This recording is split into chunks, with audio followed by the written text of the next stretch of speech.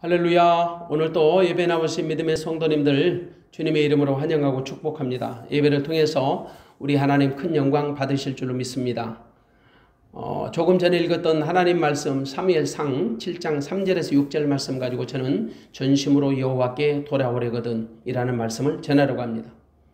하나님의 소원이 뭘까요? 우리가 하나님께 돌아가는 것입니다. 그런데 모든 사람이 하나님의 소원대로 하나님께 돌아가는 것은 아니죠. 어쩌면 하나님의 택하심을 입은 사람만 돌아올 것입니다. 그런데 여러분, 돌아오기는 돌아오되 전심으로 돌아와야 합니다. 돌아오는 신용만 내면 안 돼요. 또 돌아오되 한두 번 돌아오는 것으로 만족하지 말고 지속적으로 돌아와야 합니다. 날마다 돌아와야 합니다. 이 육신의 장막이 무너져서 영원한 하늘 장막으로 들어가는 순간까지 우리는 하나님께 돌아가는 운동을 멈추지 말아야 합니다.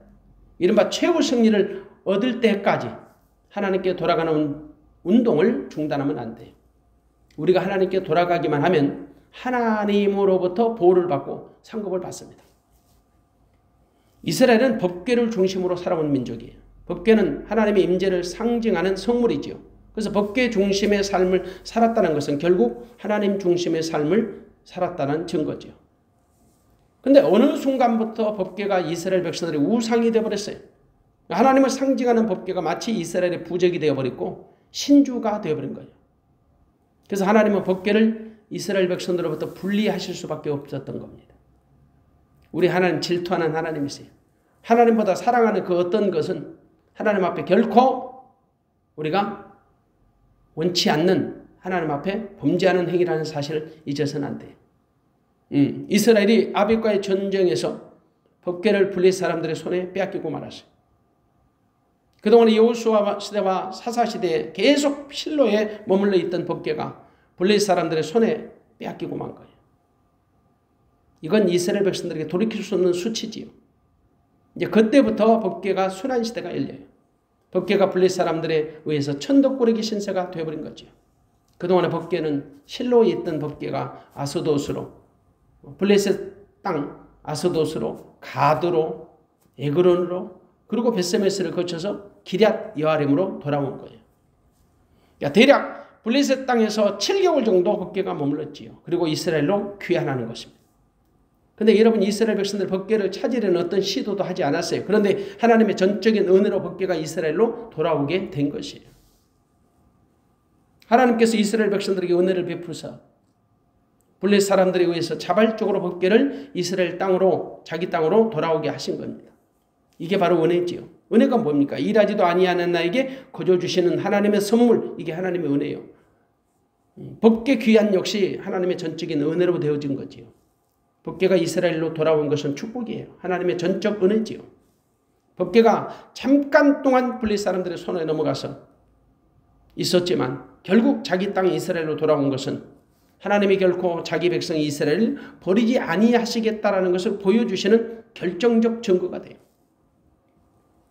기럇 여아림으로 돌아왔던 법궤는 산에 사는 아비나답의 집으로 보내집니다. 그리고 그로부터 20년 동안 보관이 돼요. 근데 그로 말미암아서 이스라엘 백성들에게 어떤 작은 움직임이 일어나죠. 변화가 시작돼요. 그러니까 이스라엘 족속들이 여호와를 사모하기 시작한 거예요. 오늘 2절 말씀 봅니다.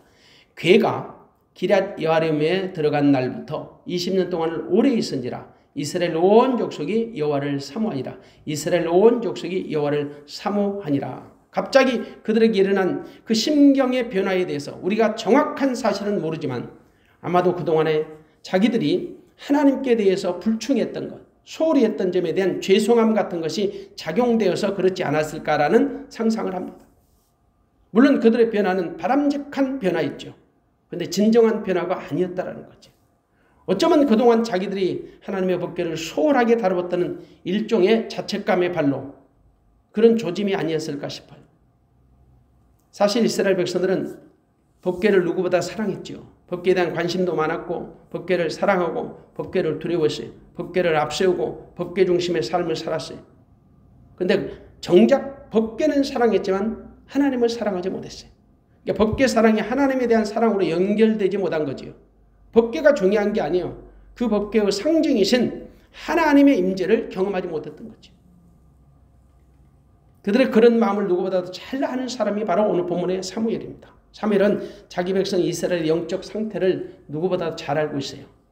그 이스라엘 백성들의 그 본질, 이른바 핵심을 잘 알고 있었단 말이죠. 그래서 이번 기회에 이스라엘에게 하나님과 관계를 바르게 알려줄 필요를 느꼈던 것 같습니다. 그들에게 하나님을 사모하는 마음이 일어날 때 그들의 심령에 불을 지필 필요성을 느낀 거예요. 그래서 이스라엘 백성들을 향해서 대각성 운동을 촉구합니다. 오늘 본문은 우리에게 미스바 대각성 운동이라는 말로 더욱 친숙하지. 사무엘은 자기 백성들에게 하나님께 돌아오려는 마음이 있는 것은 고무적인 것으로 여겼지만 그들에게 진정성이 없다는 사실을 알았습니다. 그래서 그들이 진정으로 여호와께 돌아오는 마음을 가진 것이 아니라는 사실을 알았던 거예요. 때문에 그들에게 전심으로 여호와께 돌아오라고 촉구합니다. 그리고 친히 돌아오는 방법까지 제시해줘요. 그는 자기 백성 이스라엘의 영적 상태를 누구보다도 잘 알고 있었던 사람이죠. 이른바 문제의 본질이 무엇인가를 알았던 거예요. 그래서 너희가 전심으로 여호와께 돌아오려거든 이 단서를 붙입니다. 오늘 3절을 읽습니다.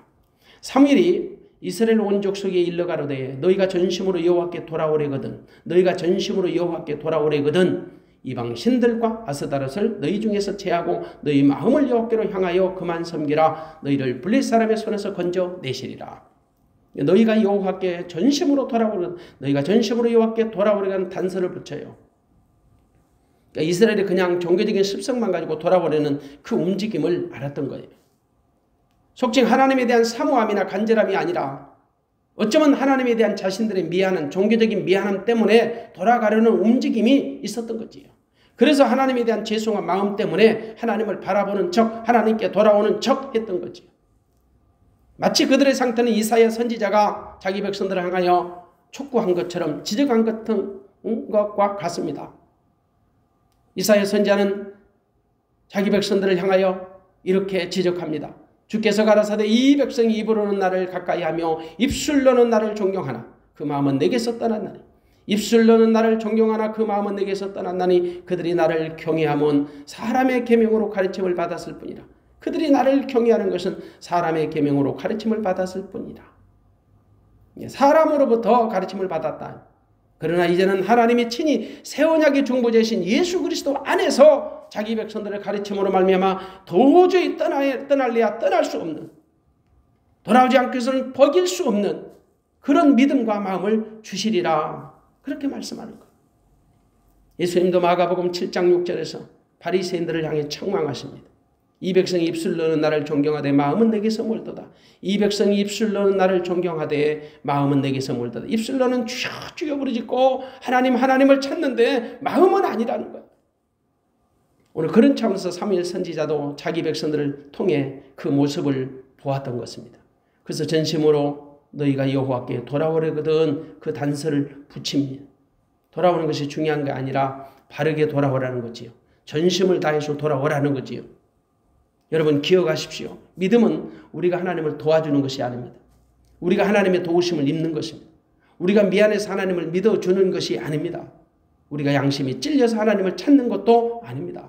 하나님이 먼저 우리를 찾으시고 우리로 하여금 돌아오게 하시는 분이십니다. 나는 다만 내 마음의 문을 하나님을 향해서 열어드리는 것입니다. 내 마음을 하나님을 향하여 여는 것입니다. 한마디로 하나님께 돌아오는 주체가 내가 아니라 하나님이시라.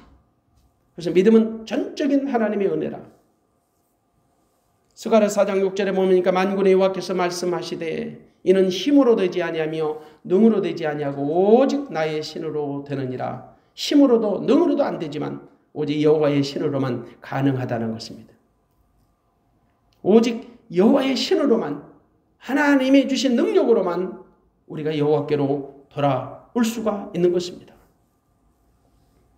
당시 이스라엘의 상황이 오늘 본문에 읽었던 이스라엘 상황이 그렇게 한가롭고 여유스럽고 평화로운 상태가 아니에요. 왜냐하면 블레셋 사람들이 호시탐탐 이스라엘 백성들을 노리고 있었단 말이죠. 언제 그들이 이스라엘을 침공할지 몰라요. 그런 상황에서 사무엘은 자기 백성들에게 군비를 강화하고 전쟁에 대비하라는 메시지를 내놓은 것이 아니에요. 그가 자기 백성들에게 당부하는 것은 여호와께 돌아오라는 것입니다. 돌아오되 전심으로 돌아오라는 것입니다. 전심으로 돌아오는 것은 마음과 뜻과 정성과 성품을 다해 돌아오는 것입니다. 이른바 부분적으로 돌아오지 말고 전심으로 돌아오는 거예요. 그러면 하나님이 블레셋 사람들의 손에서 이스라엘을 건져주신다는 것입니다. 이른바 블레셋과의 전쟁에서 이기게 해주시겠다는 거지요. 결론적으로 말씀드립니다. 사무엘의 예언대로 하나님은 이스라엘을 블레셋 사람들의 손에서 구원해 주셨습니다. 그것이 바로 그 유명한 에벤에셀입니다. 여기까지 우리를 도우셨던 에벤에셀이라고 고백했던 그 전쟁의 승리입니다. 그렇다면 과연 우리가 전심으로 하나님께 돌아가는 방법이 어떤 것일까? 오늘 본문을 통해서 이스라엘이 하나님께 전심으로 돌아오는 그 과정들을 살펴보려고 합니다. 우리가 하나님께 전심으로 돌아오는 첫 번째 단계는 하나님을 향하여 방향을 정하는 것입니다. 방향을 설정하는 것입니다. 하나님을 향해서 내 시선을 돌리고 마음을 돌리고 몸을 돌리는 것입니다.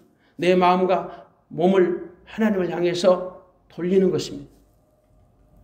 저는 지난주 첫 번째, 둘째 주 우리가 하나님께 돌아가는 방법이 다양하다고 말씀드렸습니다. 그런데 방법은 다양할지 몰라도 방향은 오직 하나입니다.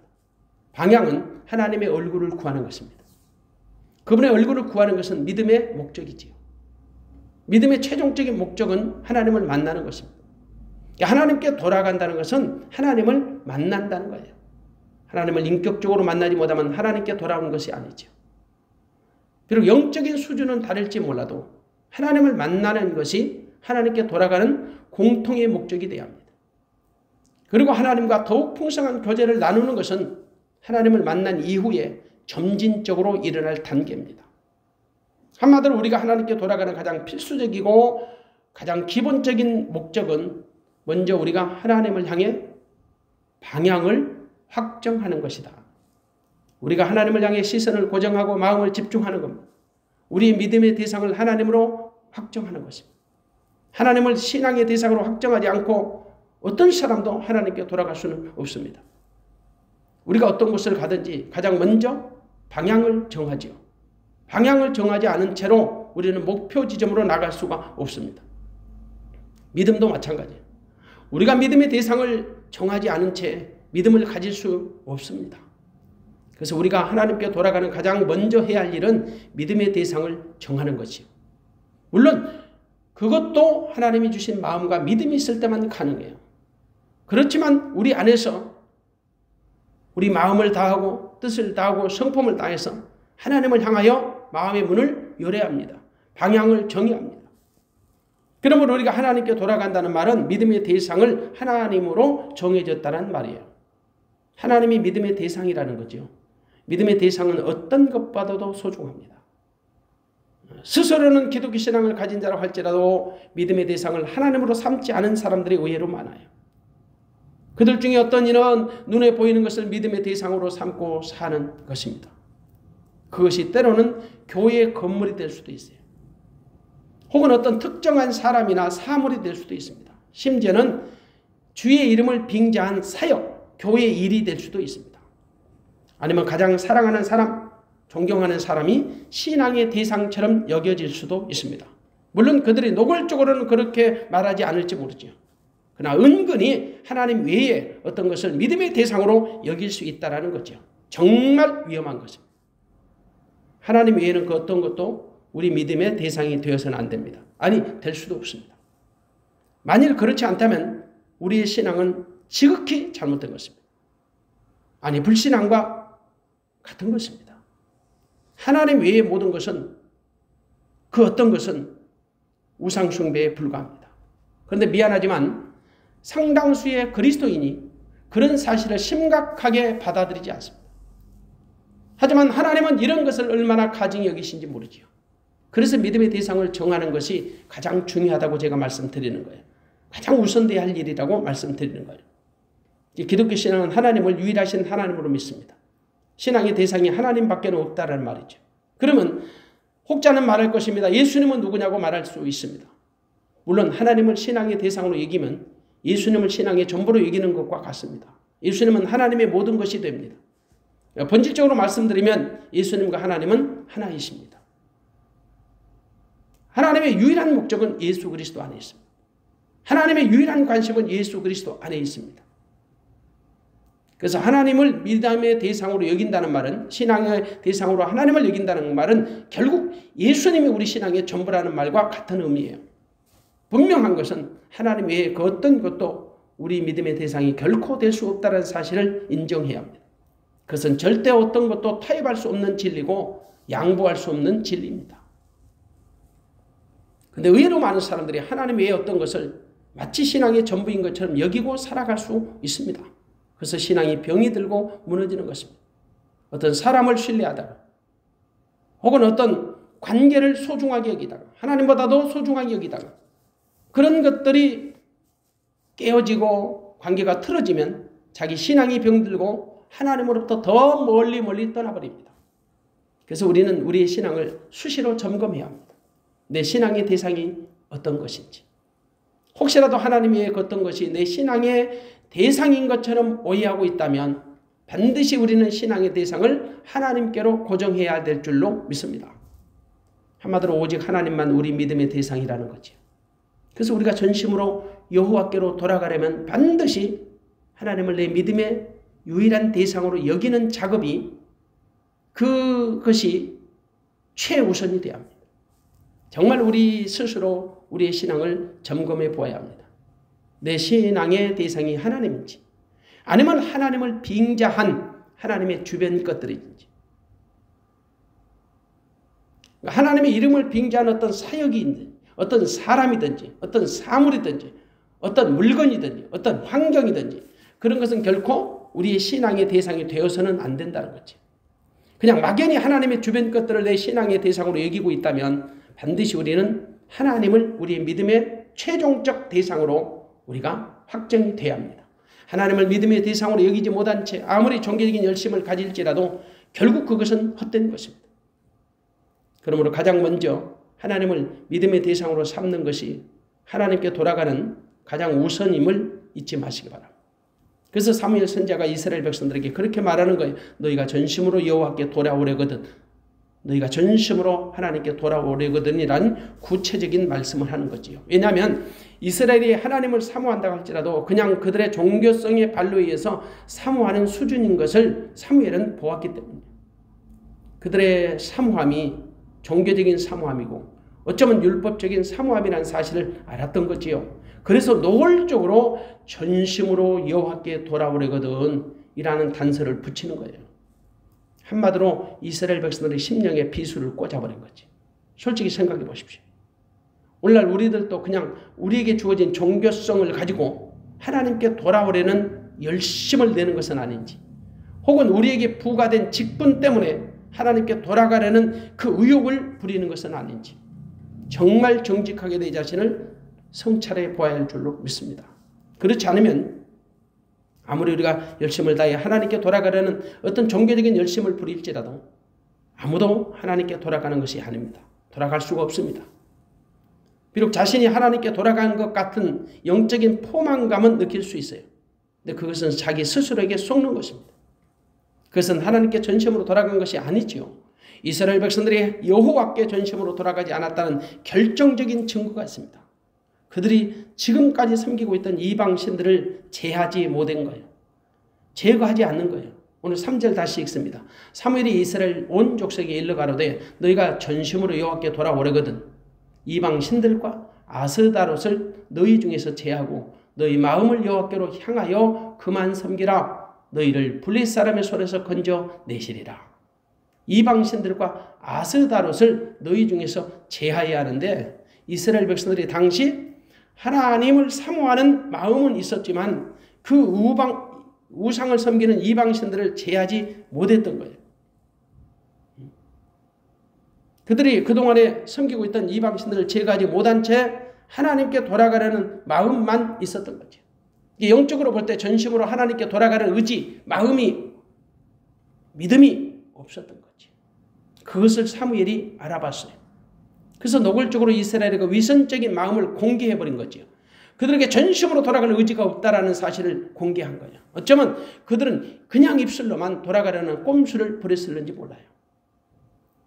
때문에 사무엘 선지자의 의도적인 메시지는 이스라엘 백성들 하여금 마음에 큰 찔림을 줬을 겁니다.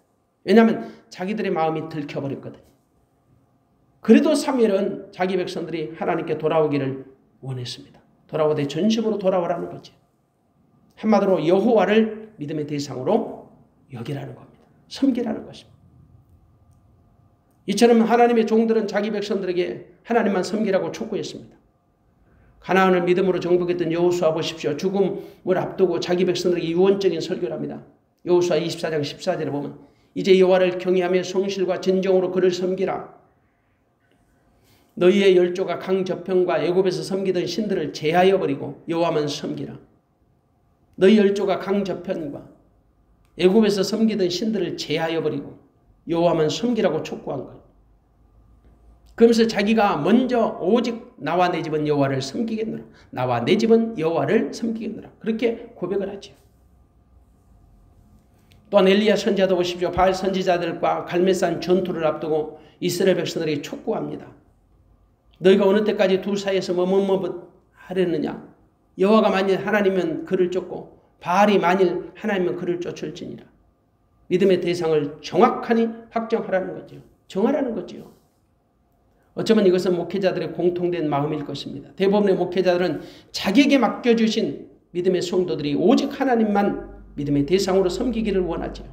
한마디로 하나님께 전심으로 돌아오기를 원하는 거예요. 사랑하는 여러분, 우리가 하나님을 믿음의 대상으로 확정했다면 당연히 주변에 있는 이방신들을 제거해야 합니다. 버려야지요.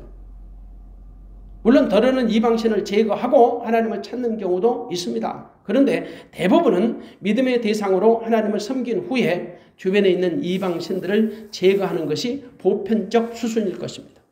이방신들은 하나님이 가장 가증하게 여기시는 것들이에요. 우리가 여러분 이사 갈 때 이사할 집을 먼저 세팅하죠. 이사할 집을 먼저 선택을 하고 이전에 살던 집을 하나씩 정리할 것입니다. 그러니까 이사 가서 살아갈 준비를 하죠. 그것은 마치 우리가 주변에 있는 것을 정리하는 것과 같습니다. 사실 지금까지 우리가 하나님 없이 누리고 살아왔던 모든 것들은 하나님 보시기에 합당치 못한 것들이에요.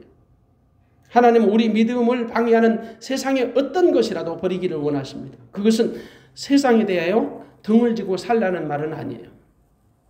내가 즐겨하던 세상적인 것을 단절하라, 끊으라는 거죠.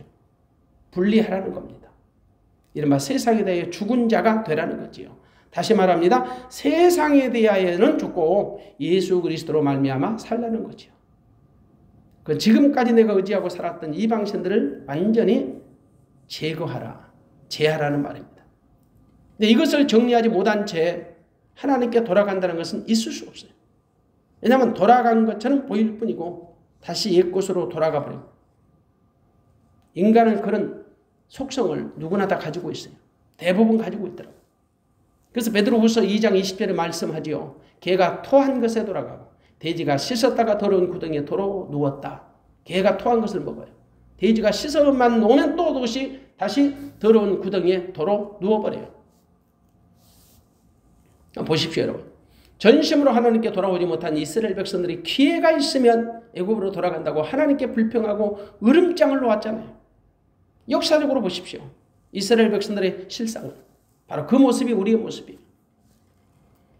그러므로 우리가 하나님께 전심으로 돌아가려거든 반드시 주변에 있는 이방신들을 제거해야 합니다. 제하여 버려야죠. 그리고 이방신들은 눈에 보이는 것만 말하는 것이 아니에요. 현대인들은 보이지 않는 이방신이 보이는 이방신들보다 훨씬 더 많을 겁니다. 왜? 현대인들은 갈수록 지능적이에요. 그래서 아주 지능적으로 우상숭배에 길들여져 가고 있어요. 근데 그런 것들을 정리하지 못한 채로 하나님께 돌아오면 일시적으로는 돌아온 것 같아 보이는데 어떤 일이 생기면요. 다시 예전 것들로 돌아가 버려요. 이른바 좋지 않은 원심력이 발동된다 이 말이죠. 인간은 대부분 다 그런 기질을 습성을 가지고 있더라고요. 애굽이라는 세상에 미련을 버리지 못하고 살아요. 때문에 세상이라는 공간에서 육체를 입고 살기 때문이죠. 왜냐하면 우리가 세상이라는 공간 속에 우리 육체를 입고 살기 때문에 우리가 그런 것들로부터 완전히 자유하기가 어렵더라는 거죠. 어쩌면 죽을 때까지 그런 마음으로부터 우리가 자유하지는 못할 것입니다. 그래서 인간은 끊임없이 영적 전쟁을 치르는 거예요. 우리보다 훨씬 좋은 믿음을 소유했던 사도 바울을 보십시오. 자기 마음에 항상 두 마음의 법이 끊임없이 싸운다고 고백하잖아요. 갈등한다고. 정직한 거지요. 아무도 예외일 수 없어요. 그래서 우리는 눈에 보이는 주변의 이방 신들로부터 시작해서 하나님께 돌아가는데 방해가 되는 그 어떤 것이라도 깨끗하게 제하해야 할 줄로 믿습니다. 비록 어려울 것입니다. 결단을 통해서 제거해야 하는 것입니다. 하지만 세상에서 즐겨하는 작은 습관 하나 끊는 것이 결코 쉬운 일은 아니에요. 뼈를 깎는 의지와 결단이 필요합니다. 그러나 반드시 버려야 합니다. 제거해야 합니다. 믿음은 나를 죽이고 내 안에 그리스도로 말미암아 사는 것입니다. 나는 죽었습니다. 죽은 나를 다시 그리스도와 함께 살리셨고 내 안에 계신 주님과 함께 살게 되는 것입니다. 이스라엘은 우상을 버리고 오직 하나님만 섬기도록 택정함을 받은 백성입니다. 그런 민족입니다. 그런데 그들은 주변에 있는 다양한 우상들을 섬겼습니다. 당시 이스라엘이 섬겼던 대표적인 우상이 뭡니까? 이방 신들과 아스다롯이었다고 오늘 3절에 말씀합니다. 이방 신들과 아스다롯을 너희 중에 제하고 4절에 보십시오. 이에 이스라엘 자손이 바할들과 아스다롯을 제하고 여호와만 섬기니라. 이스라엘 백성들이 구체적으로 섬겼던 그 이방 신은 바할들과 아스다롯입니다. 바할과 아스다롯은 가나안의 주신입니다. 블레셋 사람들이 주신이에요. 바할은 가나안 지방의 그 신화에 의하면 엘이라고 하는 신의 아들로 비와 풍년을 가져준다고 믿으세요. 비와 풍년을 가져다 준다. 다산의 신으로 얘기했던 거지. 그리고 아스다롯은 하늘의 여신으로 불렸어요. 에레미야 44장 19절 보니까 하늘의 여신이라. 그러니까 주로 가나안 사람들은 바알신과 아스다롯을 주신으로 섬겼죠. 그런데 이스라엘이 그 가나안의 문화에 동화돼 가지고 마치 그런 것들을 자기들의 신으로 섬겼던 거예요. 하나님이 얼마나 이스라엘 백성들을 보시면 정말로 하나님이 불쌍하겠습니까? 문제는 그런 것을 섬기면서도 이스라엘은 하나님도 포기하지는 못했던 거지. 오늘날로 말하면 종교 혼합주의에 빠져서 산 민족이에요. 이것도 버리지 못하고 저것도 버리지 못한 거지요. 이른바 그들은 종교적인 보험을 들고 살았던 거예요. 하나님도 믿는 척해야 하고 가나안의 우상들도 섬겨야 하는 영적 간음을 하고 산 거죠. 그러니 얼마나 삶이 피곤하겠어요. 얼마나 곤고하겠어요. 그런 이스라엘이 하나님을 사모하는 마음을 가졌다는 것이 아이러니하잖아요. 물론 진정성은 없었지만 말이에요. 그래도 그나마 그런 마음이라도 가졌다는 것이 다행입니다. 그런 마음이라도 있었기 때문에 사무엘 선지자의 촉구가 있었던 거예요.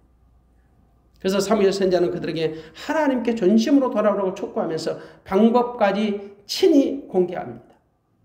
그들이 섬기던 주변의 우상들을 제하고 돌아오라는 거지요. 한마디로 우상을 버리고 하나님께 돌아오라는 것입니다.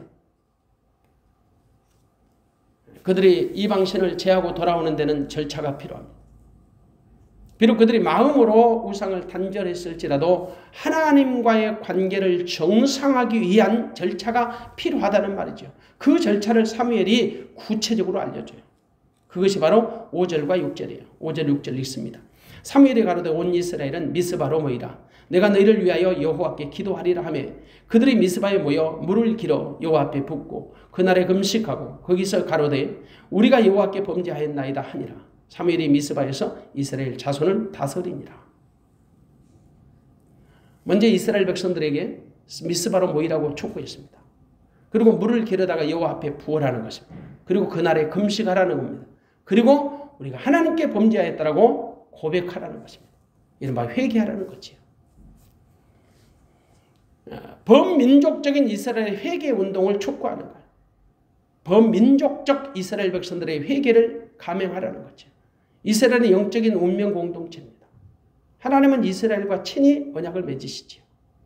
출애굽기 19장 5절 6절에 보니까 세계가 다 내게 속하였나니 너희가 내 말을 듣고 내 언약을 지키면 너희는 열국 중에서 내 소유가 되겠고 너희가 내게 대하여 제사장 나라가 되며 거룩한 백성이 되리라. 너는 이 말을 이스라엘 자손에게 고할지니라. 하나님은 이스라엘 백성들 전체와 모세를 대표해서 모세를 대표자로 세우셔서 언약을 맺으셨어요. 이스라엘도 동의했습니다. 그래서 이스라엘과 하나님은 제사장적 나라로 언약이 맺어진 거예요. 사무엘이 먼저 이스라엘로 하여금 미스바로 모이라고 촉구한 것은 미스바는 그 이스라엘 백성들이 국가의 중대사가 있을 때 모였던 곳이에요. 그만큼 상징적 의미가 있던 장소죠. 여기서 미스바로 모이라고 한 것은 여러 가지 이유가 있을 수 있습니다. 그런데 가장 큰 이유는 그 이스라엘 백성들의 결속력을 강화시키기 위함이었을 것입니다. 어쩌면 파괴된 하나님과 이스라엘 사이의 그 언약을 새롭게 갱신하고 개혁하려는 데 목적이 있었을 겁니다. 그리고 이스라엘 백성들 모두가 모인 것은 공동체 의식을 강화하려는 강력한 의지 때문이었을 겁니다. 결국 미스바의 회개운동으로 사무엘 선지자의 그 신본주의적, 당시 신본주의적 통치를 가능하게 해준 전기가 된 것도 사실입니다. 또 역사적으로 볼 때도 사사시대에서 왕정시대로 넘어가는 발판을 마련해준 계기가 되었습니다. 그들은 길러왔던 물을 하나님 앞에 부었습니다. 이것은 바로 그들의 마음을 물과 같이 전적으로 하나님 앞에 쏟으며 회개한다는 것입니다. 여러분, 한 번 쏟아진 물은 다시 주워 담을 수 없잖아요. 자신의 마음을 하나님 앞에 전부 다 쏟겠다라는 것은 내어놓겠다라는 겁니다. 마음을 다 하나님을 향하여 고정하겠다는 거예요. 몸과 마음을 다해서 하나님께 헌신하겠다는 다짐이지요. 성경 보면 다윗도 베들레헴 성을 치기 전에요, 물을 땅에 붓는 의식을 했습니다. 이것은 그 성을 치기 전에 성의 주권을 주장하는 행위입니다. 그러므로 여호와 앞에서 물을 붓는 의식은 주권이 오직 하나님께 있습니다 라는 것을 고백하는 거예요. 오직 모든 주권이 하나님께 있습니다. 이스라엘이 미스바에 모인 궁극적인 목적은 자기들의 죄를 토설하고 하나님께 고하고 하나님께 돌아가자는 범민족적 회개운동, 범민족적 애국운동, 구국운동이었던 셈이에요. 오늘 6절에서 물을 붓는 의식, 그리고 금식하는 것, 범죄하였다고 고백하는 것 모두가 다 회개입니다. 여러분, 회개는 우리가 하나님께 돌아가는 가장 필수적인 거예요. 가장 기본적인 거예요. 하나님께 돌아가는 가장 근본적 목적이 회개입니다. 아무도 회개 없이 하나님께 돌아갈 수 없거든요.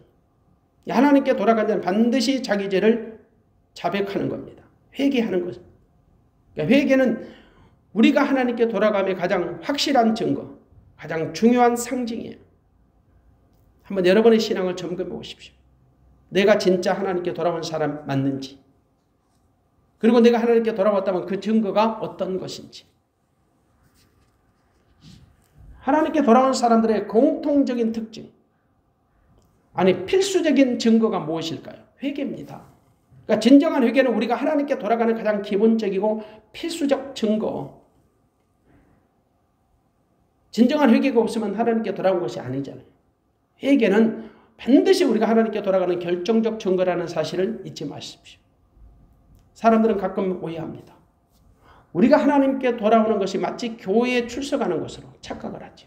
아니면 종교적인 모임이나 의식에 참여하는 것으로 착각을 합니다.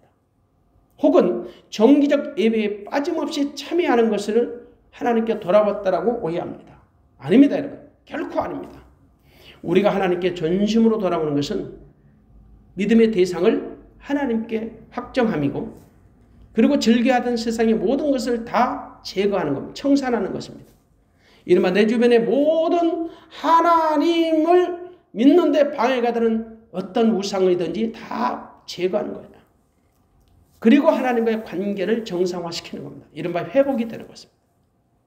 회개를 통하여 하나님으로부터 용서를 받고 하나님의 자녀로 회복이 되는 것입니다. 다시 말합니다. 하나님과 인격적 관계를 통하여 교제가 되고 그것으로 말미암아 하나님의 도우심을 받고 사는 것입니다. 아니, 하나님의 마음으로 사는 것입니다. 내 안에 오신 예수 그리스도가 주시는 마음과 그분의 생각으로 사는 것입니다. 그러므로 우리는 날마다 하나님 앞에 돌아가야 합니다. 하나님께 돌아간다는 것은 결국 내 안에 계신 주님을 날마다 묵상하고 그분의 뜻을 구하고 그분의 뜻을 물어서 그분이 원하시는 뜻대로 사는 것입니다. 그것이 진정으로 하나님께 돌아가는 것입니다. 그러므로 전심으로 하나님께 돌아가려면 오직 몸과 마음과 뜻과 정성 성품을 다하여 여호와를 집중하고 내 안에 계신 주님의 마음으로 살아야 하는 것입니다. 그것이 하나님께 전심으로 돌아가는 것입니다.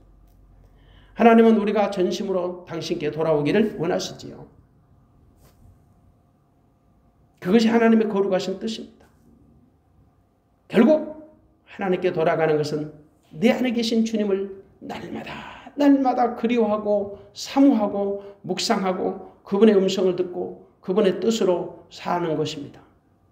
이른바 내 안에 계신 새 언약의 중보자이신 예수 그리스도 안에서 예수님이 주시는 마음과 생명으로 사는 것입니다. 그것이 하나님께 전심으로 돌아가는 것입니다. 날마다 우리 하나님께로 전심으로 돌아가는 믿음의 성도 되어지시기를 주님의 이름으로 축원합니다. 기도하겠습니다.